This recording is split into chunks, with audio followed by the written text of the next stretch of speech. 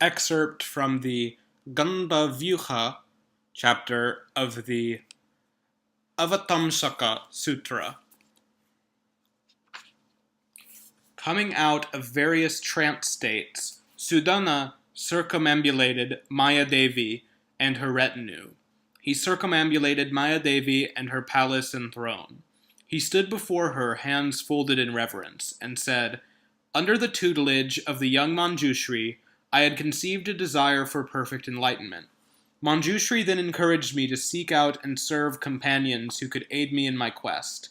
I have been going from one such companion to the next, and in my search have come in turn to you. Tell me, noble lady, how does a bodhisattva, cultivating the practice of the bodhisattva, achieve perfection with respect to omniscience?" She replied, "O noble son, I have achieved mastery of the visionary state known as Mahāpranidhana Jnana Māyā Gaṇḍavyu, the visionary state in which there are magical manifestations that come about through the marvelous workings of the knowledge of the great vows. And having achieved mastery over that visionary state, I am the mother of the innumerable bodhisattvas in their final birth, who are destined to become the Buddha Vairocana. Indeed, in all the Jambudvipa continents, in all of the different world systems, there many are the magical appearances of the births of the blessed Vairocana as a bodhisattva in his last birth. All of those bodhisattvas are born into my womb. They all come out of my right side. In fact, O noble son, in this very world consisting of its 4 continents, in the city of Kapilavastu, as the wife of King Shuddhodana, I gave birth to the bodhisattva Siddhārtha, with the display of all the inconceivable magical powers that attend upon the birth of bodhisattvas.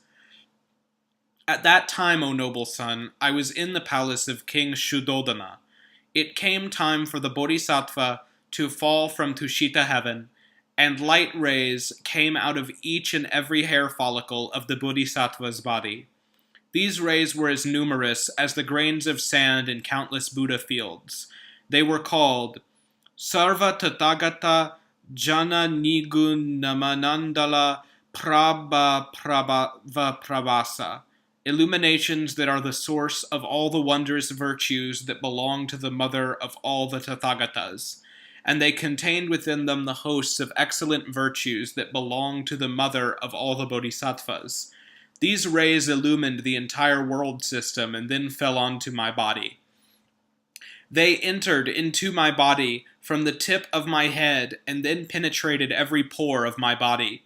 Thus, O noble son, did those rays of light that had come from the bodhisattva, those rays of light with their many names, rays of light that give rise to the magical appearances associated with the mother of all the bodhisattvas, all entered my body. And no sooner did that happen, O noble son, than those in my inner circle could see on my body the many miraculous appearances that are associated with the birth of all the bodhisattvas, and that were made visible by that host of excellent light rays that came from the bodhisattva. And as soon as those rays from the bodhisattva entered my body, O noble son, then I could see before my very own eyes an entire host of bodhisattvas and their wondrous deeds.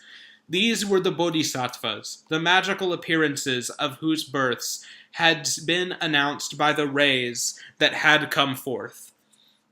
That is to say, I saw these bodhisattvas seated on the most excellent seats of enlightenment. I saw them seated on the lion thrones of the Buddhas. I saw them surrounded by their retinues of bodhisattvas. I saw them being worshipped by the Indras of all the worlds. I saw them turning the wheel of the Dharma. And I even saw right before my very own eyes all of the previous Tathagatas that those Tathagatas had worshipped when they were cultivating the bodhisattva path in their previous births. I saw the magical appearances of their first conceiving the desire for enlightenment. I saw the magical appearances of their enlightenment, their turning of the wheel of the Dharma, and their final nirvana. I saw the magical appearances of the perfect purity of their Buddha lands. I even saw all of the wondrous manifestations that these Tathagatas, with every momentary changing thought, can produce in all of the universe. These, too, all appeared right before my very eyes. And, O noble son, when those light rays from the bodhisattva entered into my body came to embrace the entire world. My womb became as expansive as the ether, but at the same time neither my body nor my womb exceeded normal human proportions. And then all of the magical manifestations of palaces in which the bodhisattvas are to dwell while in their mother's womb, all of these palaces, in all the 10 directions, could be seen to be within my body. They could all be seen right inside my body.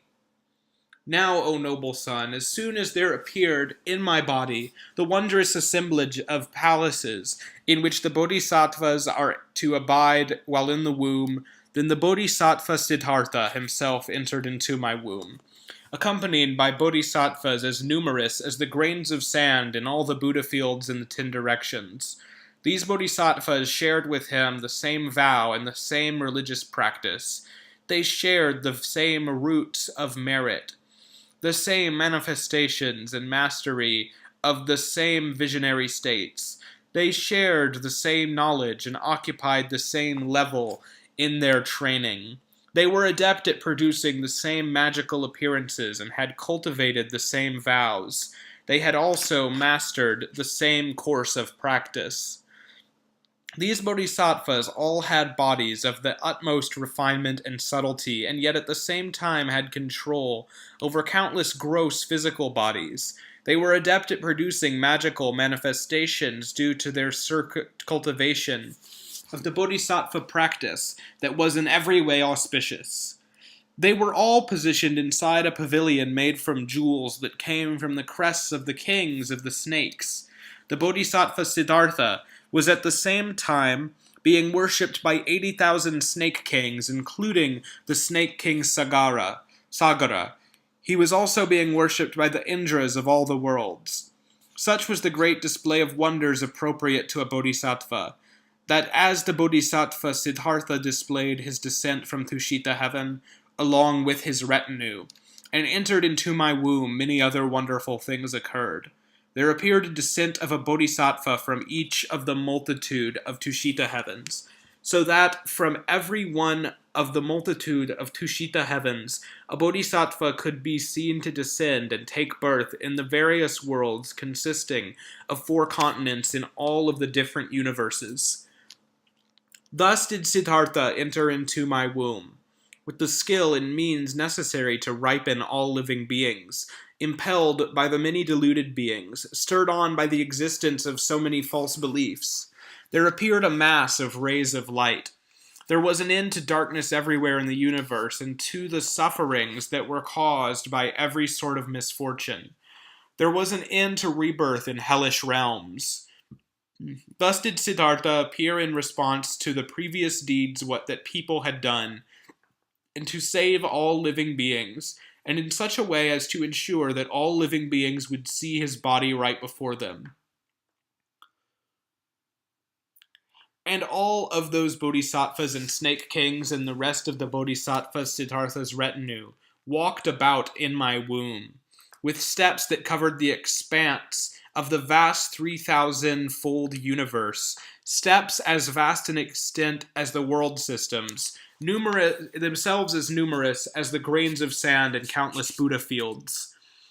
And all of those countless bodhisattvas that form the retinue of the bodhisattva Siddhārtha scurried about in my womb in all the 10 directions, seeking the feet of all the Tathagatas everywhere in the entire universe. They scurried about without a stop, every second, eager to get a glimpse of the marvelous manner in which the bodhisattva was dwelling in my womb.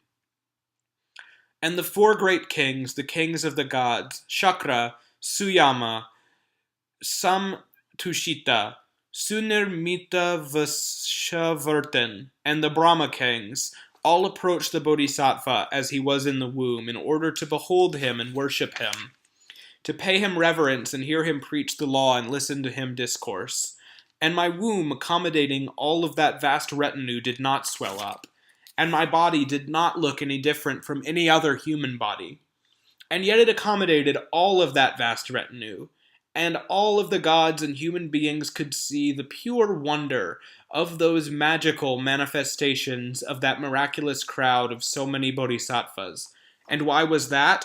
It was all a result of the bodhisattva's vision state, known as the vision state that pertains to the marvelous workings of the great vows.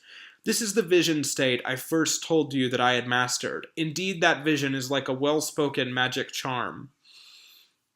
And when, O noble son, in this continent of Jammudvipa, in this world system consisting of 4 continents, when I accept the bodhisattva into my womb, I also accept him into my womb in all of the Jambudvipa continents, in all of the 4-continent world systems, in all of his 3,000-fold universe. I do so with that very same host of magical manifestations that I have already described to you. And my body does not become manifold, nor does it become non-manifold. It is neither one nor many. This too occurs as a result of the bodhisattva's vision state, known as the vision state that pertains to the marvelous workings of the knowledge of the great vows. Indeed, that vision is like a well-spoken magic charm. And, O noble son, just as I was the mother of the Tathagata Vairocana, so have I been the mother of countless other previous Tathagatas. When a bodhisattva is about to be born in this world, it sometimes happens that he is born in a lotus. I become the goddess of the lotus pond and take that bodhisattva, and the world calls me the mother of the bodhisattva. Once he appeared in someone's lap, there too I was his mother. If the bodhisattva is to be born in a Buddha field, then I become the goddess of the seat of enlightenment in that Buddha field. In this way, O noble son, bodhisattvas in their final birth can display various forms of birth, as a form of skillful means to teach beings. I display similar skillful means and become their mothers. O noble son, just as I was the mother of this blessed one in this world system, when there were displayed all sorts of marvelous manifestations associated with the births of all the bodhisattvas, so I was the mother of the blessed Tathagata Krakuchanda, Kanakamuni, and the Tathagata Kashyapa. I shall similarly be the mother of all the future Tathagatas of this Bhadrakalpa age. So when it is time for the Bodhisattva Maitreya to display his descent from Tushita heaven, a light ray will go forth that is capable of displaying all of the miraculous appearances associated with the sojourn of a Bodhisattva in the womb that will lead to his birth. When that ray has illuminated the host of worlds everywhere, then I will see clearly before my eyes those worlds in which the Bodhisattva Maitreya is to teach living beings by displaying to them the appearances of his birth among human beings, in families of kings among men. In every one of those worlds I will be his mother.